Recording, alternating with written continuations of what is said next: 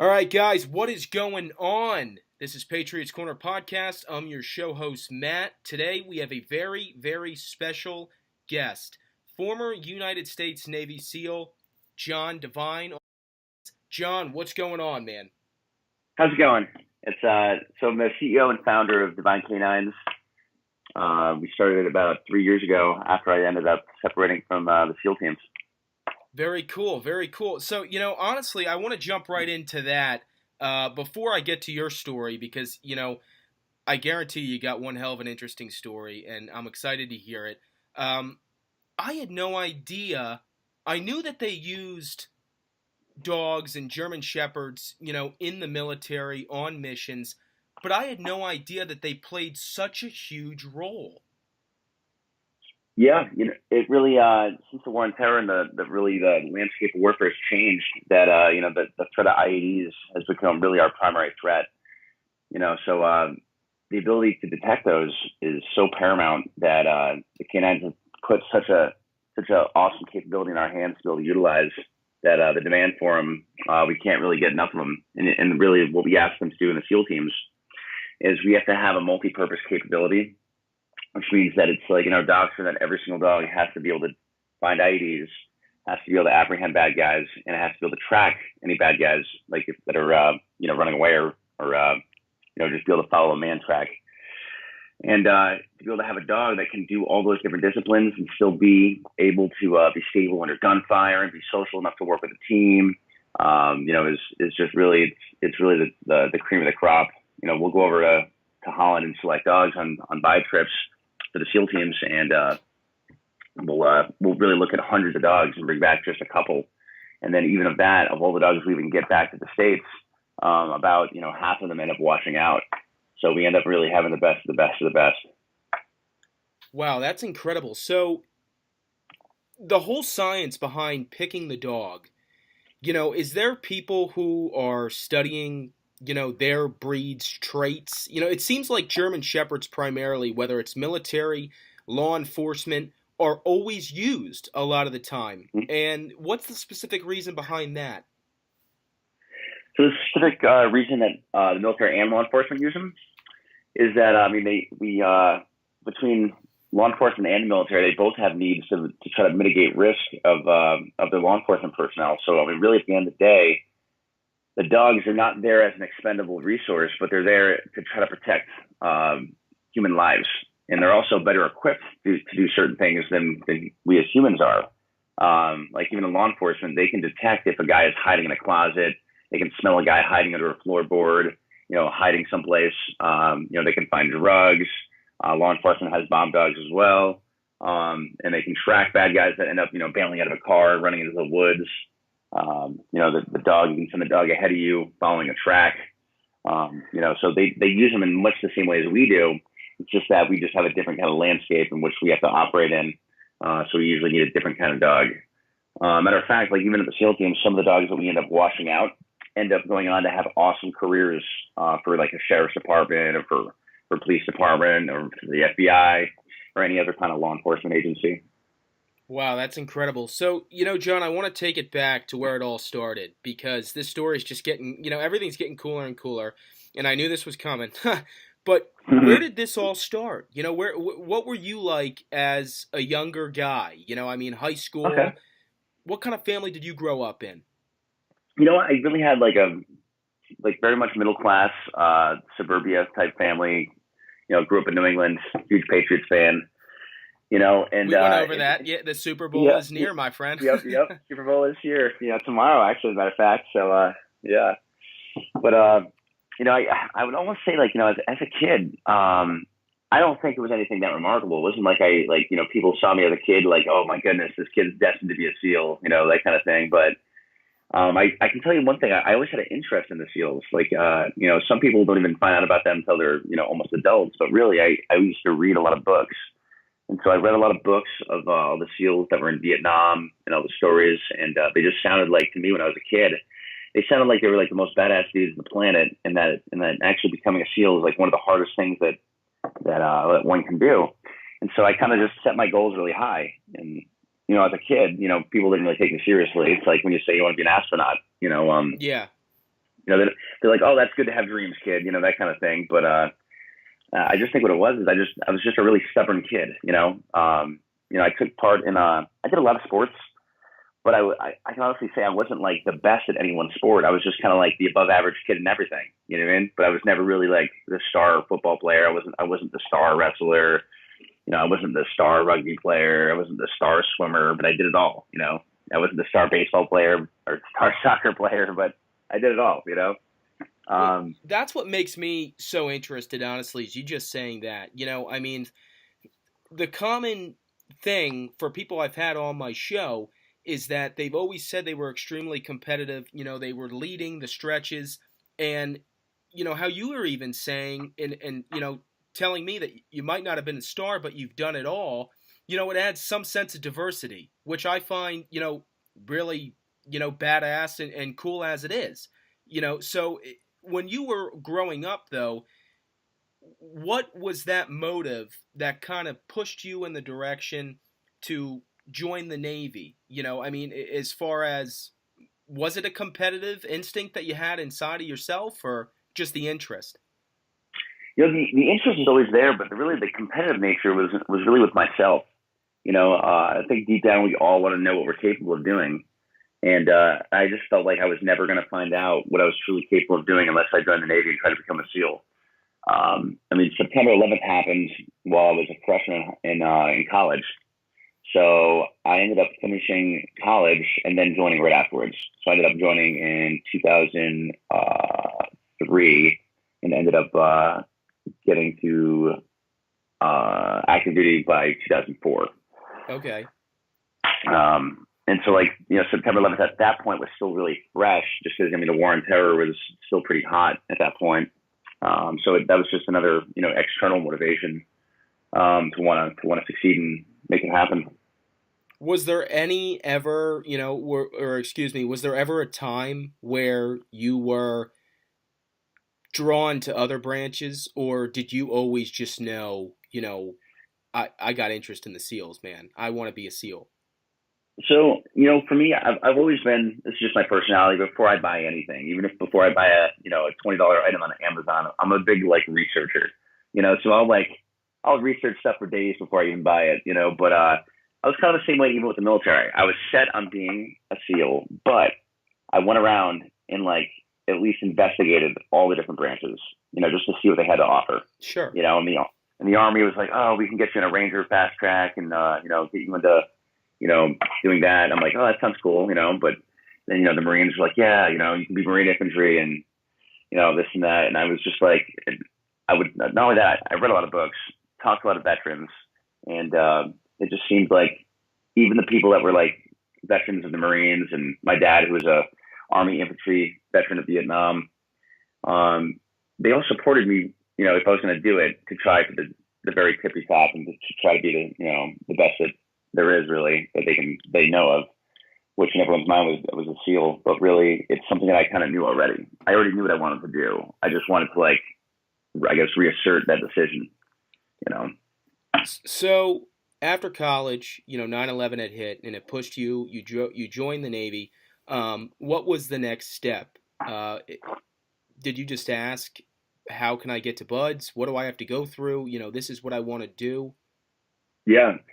So the Navy, the way they have it kind of set up is that they have you on if you qualify. So you have to go through a screening process and you have to pass the screening test, the physical screening test. And if you pass that, you can qualify for the fast track to go to BUD/S. Okay. So I did that, and I qualified to go to BUD/S. Went to BUD/S, and I ended up getting pretty seriously injured, and ended up having triple spinal stress fractures in both my legs. So then I ended up having to go away for about a year before I could reapply and do BUD/S all over again. Oh wow. So then I ended up going back the second time, and ended up doing fine. So I ended up making it through BUD/S without any real road bumps. Not saying that it wasn't as hard, but it was just that the second time I completely changed my training around to be able to handle the mileage of running 20 miles a day with a boat on top of your head. Now, a question I wanted to ask you is: once you're at John, what was your position before you became a SEAL? In the Navy. So at the time, they really they make you choose a rate. So the way the Navy looked at it at the time was, chances are you're not going to make it through buds. So they want to make sure you have a job to do when you fail buds, because Sure. but 80 to 70 80% of the people that go to buds fail. So they send you to an A school. I chose parachute rigger because I kind of figured like, oh, parachutes, seals, that sounds kind of connected somehow. Not so much in the sense that like as a parachute rigger, really all I really did was pack parachutes for pilots and pack survival equipment and make sure that you're basically an equipment specialist, and I did that job, and I just knew that I didn't love the job, and a lot of the people that were in the rate like kind of loved that work, so they didn't really understand that I wanted to do anything but that. But I just made sure to do my job, just as good as I could, and but on top of that, I was training for buds. And I really made that my priority. Like my priority was to go to buds and be a SEAL. And so like before work, I'd be working out during my lunch breaks. I'd be working out, and then after work, working out again. You know. So that's kind of like where I wanted to ask you. Once you got to buds and you're there and you're going through all this training, and it's hard as anything. Did you know in your own head that you are there? You got to get through, or you're going to go back to doing a job that you didn't, you know, want to necessarily be your end result when you join the Yeah. military. Yeah. Yeah. Absolutely. I mean, that was definitely a motivation involved in there somewhere, because I knew that at where I was in my contract in the Navy too. Like if I didn't make it through buds, chances are like if I didn't make it through, my dream of being a SEAL is over. So like my whole life dream is done. And and there's a lot of people that are in that same boat where their whole life dream is to be a SEAL, and then they get to buds and they end up quitting. So what makes the difference between somebody who quits and doesn't quit is just, I wish there was really a science behind it, but buds has been trying to figure it out for the last 40 years, and they still haven't have it down to a science. They still can't tell you which guys are going to make it, which guys aren't. So you're going through buds, you graduate, and what was the next step? Did you instantly know about the canine teams, or what were you then assigned to, if you're able to share? Okay, yeah. So first I went to my SEAL team. Well, actually, after buds, you go to SQT, which is called SEAL qualification training, which buds is kind of like a screening process at which they do train you and teach you stuff, but it's really like the fundamentals, the basics of being a frogman. But SQT is when you actually learn how to work with a SEAL team. So when you finish SQT, you're supposed to be able to be effectively plugged into a platoon and start working. You're still a new guy, so all the veteran guys will make sure that you know that. But yeah, you're supposed to be able to work with a platoon as soon as you graduate SQT. You have all the skills needed to be able to do that. And so after that, you then get your orders to go to your SEAL team. I went to SEAL Team 5 on the West Coast and did some time there. And I'll be honest, I didn't really know that much about the dog teams until I started working with them in training and deploying and seeing them in action, really. And I was amazed by some of the things that these guys were able to do. That I told myself that if I ever had the chance to work with the dog teams, I would take it.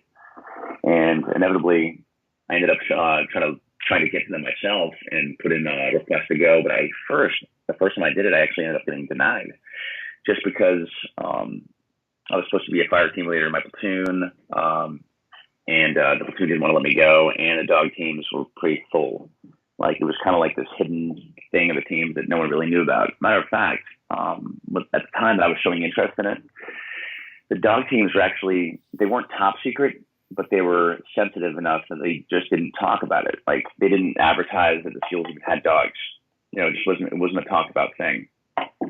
You weren't even allowed to really talk about it to any external media or anybody not involved in the SEAL teams.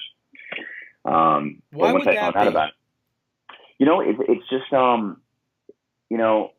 anytime we have something new, it's usually military practice to not disclose too much about it or anything about it because, if the enemy doesn't even know you have dogs, and they can't do anything to even try to prevent the dogs from being effective, so it prevents them from even trying to come up with countermeasures. Okay, I got you. So it was like not giving them a tip off or know that it's going to be coming. Exactly. So now it's like no secret. I mean, everyone knows that the U.S. military uses dogs, and pretty much anyone that can read a book or watch a YouTube video knows the SEALs have dogs. So it's cat's out of the bag now. But at that point, it wasn't. It was pretty secret. But I also knew that anytime you have a dog in the SEAL teams, you're going to be going to the most kinetic point of the world, meaning that at the time it's Afghanistan. So if you have a dog, you have a one-way ticket to Afghanistan because that's where all the most kinetic operations are going on. So I also took that into consideration. I was like, well, if I go there, at least I know where I'm going. Where we have SEAL teams deploying all over the world, and only a portion of them actually end up going to Afghanistan. So I did like that aspect of it as well. And I also thought, oh wait, I grew up with dogs, so I must know something about dogs. I had a golden retriever growing up, so I was in for a rude awakening. When you actually get the dog teams, and then the first thing you realize is how much you don't know about dogs. Yeah. So what were a few of those things? If you, now I'm intrigued. Okay. What is it about them that makes them? I mean, other than that, I mean, they're working with you guys, so I know they're totally good. But I'm curious as to what you might not have known once you got there. So my very first day of the dog teams, I was kind of wide-eyed. I'm already an experienced SEAL at this point, so I'm not a new guy that doesn't know anything. But when it comes to dogs, I really didn't know shit. So I get there, and there's kind of like this. There was a little bit of a hazing, tradition in the SEAL teams. Nothing too crazy, but it kind of carries over to the dog teams. In that, if you're even interested in going to the dog teams, your first day, you have to end up catching, which effectively means to get bit by every single dog in the kennel. Wow. And the whole process takes a couple hours because you put a bite suit on. How many dogs are in the kennel? The only thing that sucks is I'm not really allowed to disclose that. So sure thing, I'll believe. Yep, I'll say enough to keep me there for a couple hours. Okay. Just getting bit in a bite suit. But it's at the time I think it was in San Diego, so it's probably only 75 degrees or something. But in a bite suit, it's probably more like 110. And I ended up catching all these other dogs, and like I remember the first bite that I took, they sent the biggest dog that would have the strongest bite in the entire kennel. Oh my God. And like when he's biting with my arm through the bite suit, you can actually like feel your bones start to bend. Like the bite force. I was like amazed by how powerful these dogs were, and I kind of think that they do this because they want guys to like know that this is what you're in for. Like this is part of the training, and that if you're not ready to do this, this might not be the right job for you. And I kind of think that there's either two responses you kind of get when that happens. You're either like, this might not be for me, or you're like, this is pretty cool. And I think I kind of had a reaction to both. So, but I thought it was really cool. And I ended up, just staying and learning more. And at the dog teams, we do have a handler course that we go to. Okay. That teaches us, it's like really a crash course of like 6 to 8 weeks of intensive training with your dog and you doing all the things that you're going to be doing on deployment. But what really makes the difference is after that, it's really like an apprenticeship in that after that 6 to 8 week course, you're with your dog for a while before you deploy, doing a lot of training. I ended up training with my dog for about a year before I actually deployed. So like the connection that we have at that point after training together for a year is really good in the sense that, one little flick of his ear and I can tell what he's thinking. I can tell from his body language, and I can tell on night vision when all I see is a silhouette, so it really makes a difference between, our dog teams and dog teams that only get a couple week crash course and then are sent immediately overseas, Yeah. Now, I did read an article where I saw that after the bin Laden raid that President Barack Obama got to go and meet the one commando who was involved. Am I pronouncing the name right? Is it Cairo? It's Cairo. Yep. Okay, okay. Have you ever got the chance to meet him? Or So I actually did. I did. So I did meet Cairo, and I actually met him not that long after that mission. They actually ended up having to change his name because he was such a popular dog that everyone wanted to get interviews with. So, so technically, Cairo doesn't even exist. Well, that Cairo doesn't actually exist anymore in the sense that his name was changed. yeah. Now, during that, taking the dogs with them on that raid, in your opinion, what would be the benefit other than having, the dog there with its training? What would be the benefit in bringing the dog along? Oh, okay. So immediately, I mean, the primary thing that these dogs can do that we can't even come close to doing is to be able to detect IEDs, detect explosives, and that's so life saving because in an instant, guys can walk on an IED and get their legs blown off or killed like very quickly. And these dogs are able to mitigate that risk so much by being able to alert us if there's an IED. And on top of that, we can send them into a building or anything to go find bad guys that are hiding, which kind of puts a buffer between them and us. So they actually act as another layer of security for us. And even it's one more thing that bad guys have to deal with. So not only do they have to deal with operators on night vision that have been training their lives to be able to do this, but now they have to deal with a land shark that wants nothing more than to take a bite out of crime. Yeah. And is that dog kind of trained? I mean, if it sees somebody, where's it going to bite? It sees a bad Okay. guy with a gun. Where's it going first? So the dogs that we have are trained to bite anything they can take, but if they have all options open, they're stereotypically going to probably bite in the arm, Okay. and do that. But their bite is so powerful, they're so strong that when they bite somebody in the arm, it really 9 times out of 10 it takes them off their feet because they really drag them down to the ground, and it kind of pulls them off their fulcrum, off their center of balance, which is great because even if this guy is like a jacked up, Al Qaeda fighter that is, hopped up on drugs and doesn't feel pain, we're going to make him not a good shooting platform anymore. And when he's getting bit by a dog, well, guess what? He's not going to be shooting anybody, Yeah. while that's happening. And then we're going to come in right behind the dog and, we're going to take care of the threat however we need to. Yeah. So, when you were on missions, was there ever a time where the dog was? Do they show a big emotional side, or do they show more so of just that focus all the time?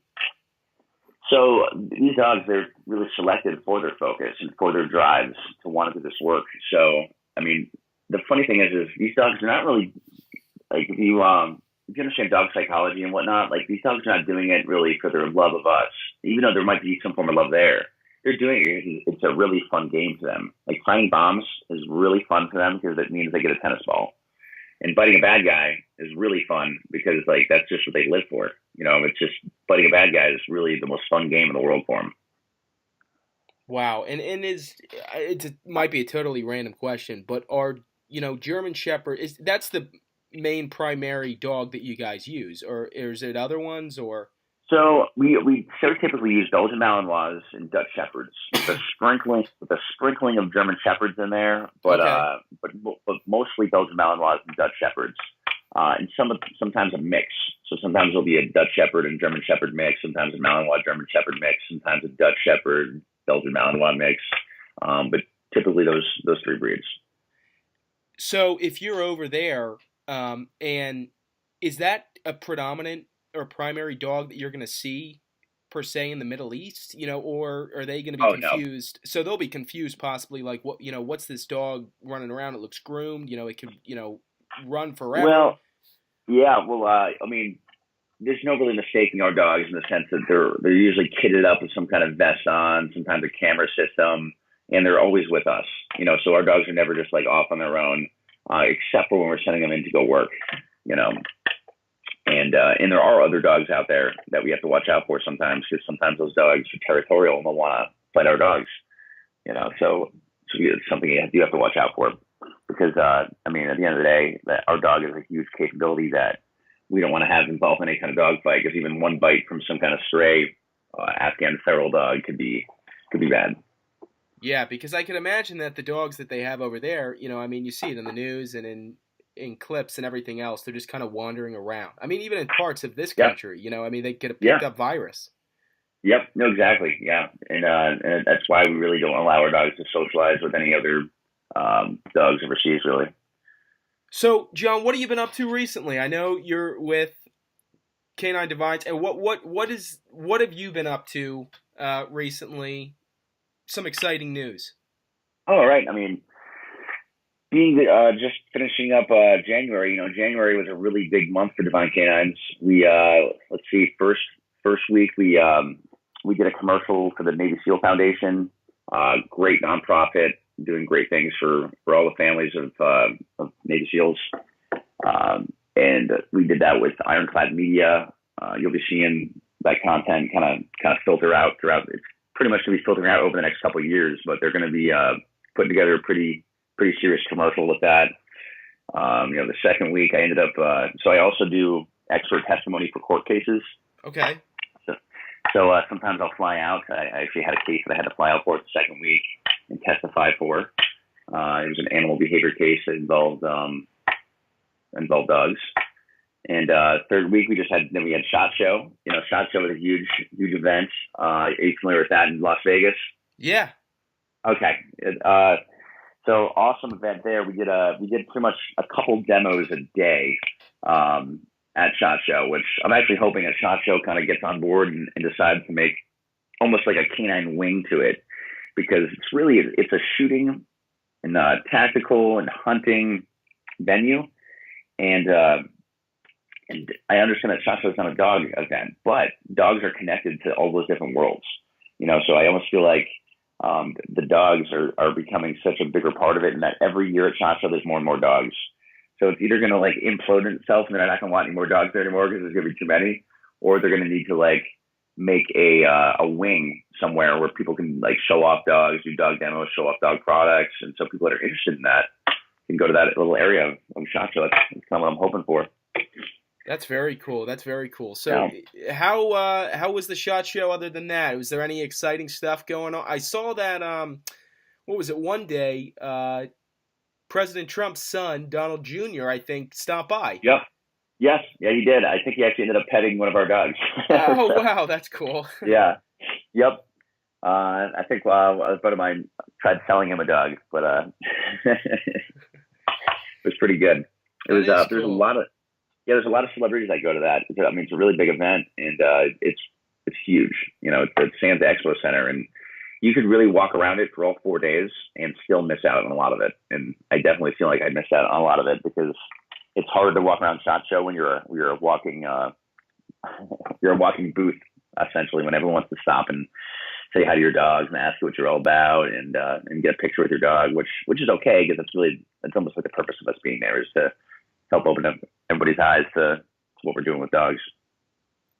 So, John, do you think that the use of dogs is going to only continue and potentially even become even more so involved to fight the war on terror, as we're facing right now? Absolutely. So it's exploded really, especially in the law enforcement side, because the military, we really have been using them pretty well for the last decade now, and I don't want to say we perfected it, because I never like saying perfected, because that means then there's no room for improvement. But a lot of the soft forces in the military right now have a good system set up in place, and now law enforcement is kind of getting on board with that and seeing all the potential, especially working with canines. So one of the things that law enforcement, they've been using dogs for a while, but now they're actually starting to use them along with their tactical teams and things like that, which make it even a more effective team. So I really see that it's only going to increase, which is good. It's good and bad. So it's good in the sense that the awareness of the capabilities are out there. The only thing bad is that now canines have become cool. So now pretty much everybody that thinks they're cool is trying to, get out there and put information out and do training and things like that. So now it's a much bigger market, where before it may have been more of just professionals doing it. now it's kind of exploded. So now you really have to do your research on any place that you go to for any kind of like dog related, especially tactical training and things like that. Just make sure that you're going to the right places and getting good people that know what they're doing. Just because the market, like I said, has exploded since it's become a cool topic. Yeah, most definitely, most definitely, it is very cool. Were any of the dogs used in movies? I think there was dogs in the movie Act of Valor, right? You know, in Act of Valor, we didn't really use dogs in that movie. Okay. You know, but you know, there's that CBS SEAL Team TV show that's going on right now. I got a buddy of mine who's actually doing that. He has his dog Dita on there, so they're kind of representing a little bit, but at the end of the day, they're at least showing that you know the SEAL teams do have dogs, that they do make a big difference. You know, even though it's Hollywood and it's acting and it's not really you know that real. But like I said, I'm like the 0.02% that watch these films, but I think that a good majority of the people that watch them enjoy them. Very cool. Well, John, I got to say, thank you so much for stopping by and being on Patriots Corner today. Fantastic, fantastic information. I had no idea that dogs played such a huge part in protecting the country alongside you guys. That's incredible. Yeah, you know, I'm really happy that I can just, you know, help spread the awareness and let people know what all the good things their dogs are up to. And if you guys ever want more information, you know, you guys are more than I'd be happy to have you guys follow me at Devine K-9. Make sure you follow me on Instagram. Turn your post notifications on because I go live. I do live streams quite frequently. So if you guys ever want free dog training advice, answering free dog training questions, I go live all the time, and I love answering them and love being able to help people. And it's all free. Well, there you go. All the listeners got to go follow John. John, thank you so much for being on Patriots Corner. Thank you for your service, and God bless, my friend. Thank you very much. Thanks for having me. Take care.